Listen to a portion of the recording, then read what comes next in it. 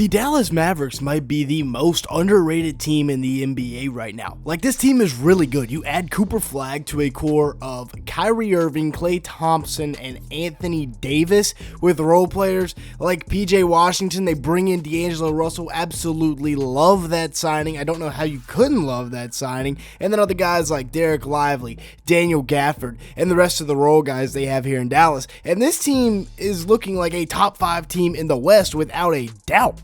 And Cooper Flagg is not the ordinary rookie. I know we've talked about him before, but I watched a ton of this dude this year at Duke because I thought Duke was the best team in the country last year. He's 6'9" with a 7-foot wingspan and can literally do everything. He led what I thought was the best team in the country in every statistical category they had. Averaged 19.2 points a game, 7.5 rebounds, 4.2 assists, 1.4 steals, and 1.4 blocks on 48% shooting from the field and 39% from 3 on 4 attempts per game, including a game versus Notre Dame where he went absolutely ballistic for 42 points, 7 assists, 6 rebounds, and a block in just 36 minutes. Yeah, you read that stat line right. He had everything working. The 3 ball was going down, catching off the move and knocking it down, then catching stationary and knocking it down as well off of a nice feed from Tyrese Proctor here in the corner. And the jumper, it looks a little bit weird, but the mechanics have come a long way in just one single season at Duke. And hey, if he shoots 39% from 3 on 4 attempts, including off the bounce, there's no need to fix what isn't broken. Now, his mid-range is absolute dynamite. This is so tough right here. A little Paulo Banchero double jab step, get to his spot and knock down the easy mid-range, barely even touches the net, then getting inside and getting to his right hand, using his body to shield the defender off. It is a work of art watching him drive downhill and get to spots, even though it's a little bit unorthodox. When he gets inside, he still gets to spots and hits tough floaters, tough mid-ranges. That floater is a part of his mid-range and it goes in a lot. Little bank shot there from the block with the and one. Yeah, Flagg is the real deal. He's got every single aspect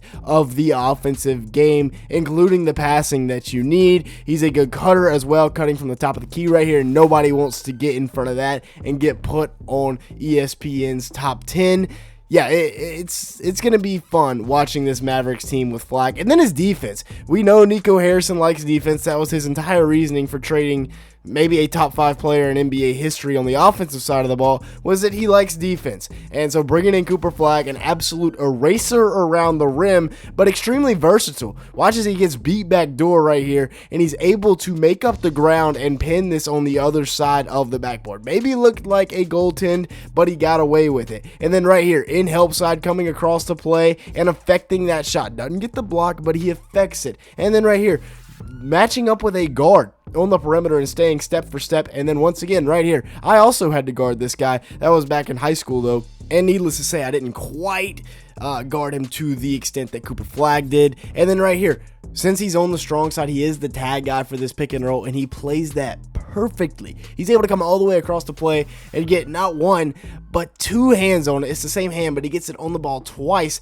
getting a deflection and a block on the same play. And then right here, staying step for step with the guard and getting the block, despite the fact that he is going to double the post. Recovers, stays down, and then stays stride for stride with him as he gets all the way to the rim and glasses it. That's special right there. And he is going to fit right into a lineup with Kyrie, Klay, AD, and Dereck Lively at the 3. And this is a jumbo lineup that is elite defensively. And now, unless you've been sleeping under a rock, you would know that Kyrie Irving has been out for quite some time with that ACL injury, and he's probably going to be out until at least January of this season, maybe February, before he comes back. But sometime after Christmas, they're expecting his return to the lineup, and of course, that'll be huge. A guy that averaged almost 25 points a game, close to 5 boards, 4.5 assists, 1.3 steals in 36 minutes, and he shot 47% from the field and 40% from 3 on 7.2 attempts.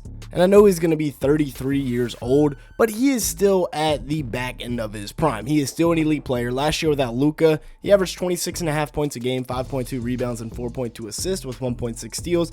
got a lot more shot attempts, but his efficiency went down to only 45% from the field and 36% from three. He was the lone creator for that stretch, however, really before the Quinn Grimes and the Max Christie breakouts happened. So what do? That Kyrie Irving is out, they bring in DAngelo Russell, and I think this is maybe the perfect move for the Mavericks on a 2-year, $13 million deal for $6.5 million annually.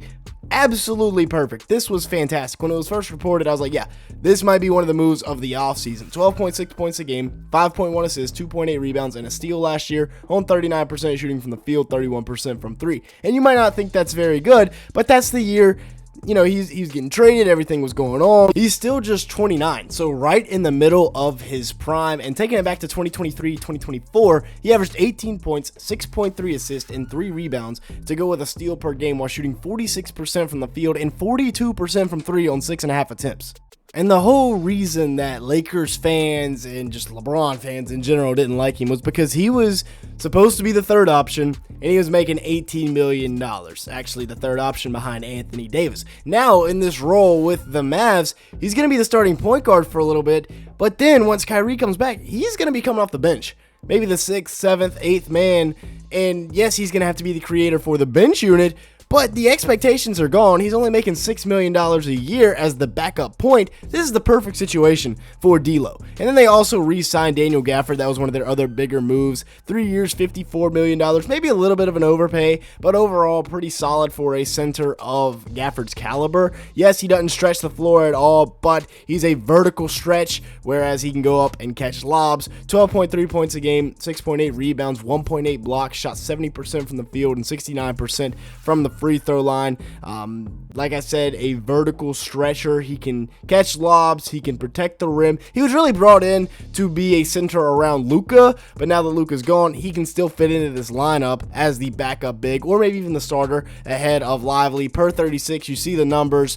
Very nice, right? He only played 21.5 minutes a game and was still very productive. And whichever one of these guys starts, the other one will come off the bench. They'll pretty much split minutes, and it'll be a really solid center rotation for this Mavs team. But I think people are really underrating and forgetting how good Anthony Davis is. Because yes, he is capable of leading a team deep into the playoffs. He was arguably the best player on the Lakers last year. He only got 9 games played in Dallas before getting injured, and that's really going to be the thing for this Mavs team. Can they stay healthy? Because Anthony Davis is a 7-foot post with a 7'6" wingspan, but he plays like a guard on offense, and he does that as well. But he averaged 26 points a game, 12 rebounds, 3.4 assists, 1.2 steals, and 2.3 blocks as a Laker last year. Like I said, only 9 games played in Dallas, so not enough of a sample size to create a good enough stat line to measure what he was able to do in Dallas. Remember his first game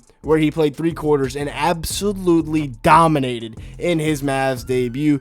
They can even throw him at point guard, bringing the ball down the court and finding PJ Washington in the corner here, knocking down the 3 ball. That's such a unique ability for a big, and he can also knock down the mid-range jumper or the 3 ball. He did only shoot 28% from 3 last year, but he has shown in the past his ability to knock it down. And when he's playing the 4, which is the position he likes to play, he's dangerous. This Mavs lineup is dangerous. They got 2 superstars with AD and Kyrie, the rookie of the year, and an instant impact player with Cooper Flagg, a sniper with Klay Thompson, and then a rim-protecting, rim-running stretch 5, vertical stretch 5, not perimeter stretch 5, and then a solid bench unit with guys like D'Lo, PJ, Daniel Gaffford, and Najee Marshall that all could be fighting for starting spots, and maybe even Max Christie coming along. With that being said, that's going to be it for today's video. The Mavs are dangerous. Thank you so much for watching. Make sure to hit the like button, leave me a comment down below, and hit that subscribe button if you did enjoy at any point. And with that being said, thank you so much for watching today's video.